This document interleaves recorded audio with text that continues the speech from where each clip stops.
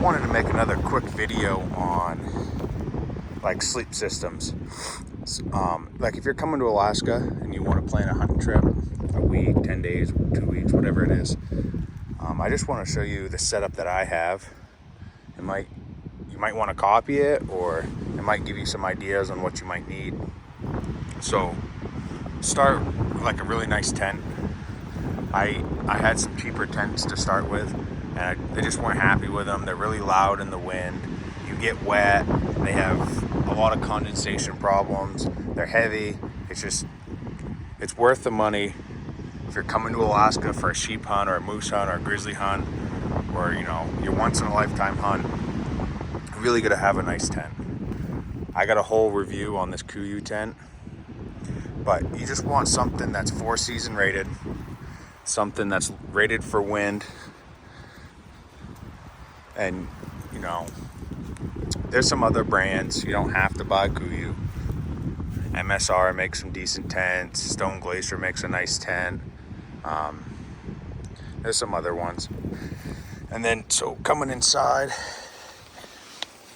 the sleeping bag I have is the 15-degree down sleeping bag from Stone Glacier. And it's a really big bag. They only make one size, but if you're 6 foot, 6'2", if you're 200, 250 pounds, like, the bag's plenty big enough. I'm 5'10", like 230, and it's a big bag. I can pull it way up over my head. It's super warm. The average, I'd say, in the spring or fall, like if you're doing a bear hunt or a grizzly hunt, you're gonna get down into the 30s at night, 50s, maybe up to the 60s during the day, but you're definitely gonna get down into those 30-degree temperatures at night. And the 15-degree bag has just been awesome. I've never been cold. I haven't really been in any temperatures colder than 30 degrees, but it's worked really well. I actually haven't even been cold enough to zip it all the way up like the mummy bag that it is. I just kind of use it as a quilt, and it's been awesome. And then underneath that, for my sleeping pad, that is the Thermarest Exotherm, whatever. They're insulated sleeping pad, which, again, highly recommend an insulated sleeping pad. And if you're gonna buy one, unless you're really small, I just go ahead and get the wide right off the bat. If you're a side sleeper at all too, the wide's really nice. I got the standard to start, and they're 20 inches wide is just too narrow for a sleeping pad.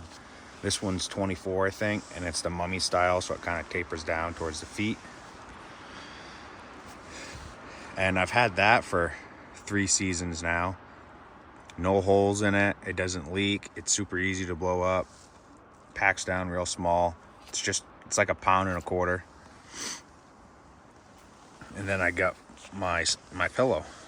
Sometimes if I'm going real lightweight, I won't bring the pillow, and I just throw my extra clothes bag like under the top of the sleeping pad, and that works pretty good. But one of those inflatable pillows, that one's made by Sea to Summit. They have a few different versions of them. Some of them are kind of made out of the same material as your pad, so they're kind of slippery. This one has a nice like felt, so it's kind of plush still. But a pillow is super nice, especially if you're out for 7 to 10 days. But that's my sleep system. Pretty simple, short video. Sea to Summit inflatable pillow. Thermarest Exotherm wide sleeping pad. Stone Glacier 15-degree down sleeping bag.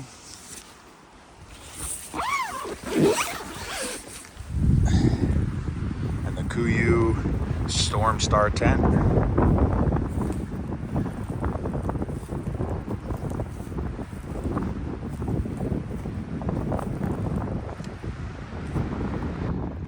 So one last thing I wanted to mention, I almost forgot, is that this tent, that sleeping bag, and that sleeping pad weighs 9 pounds.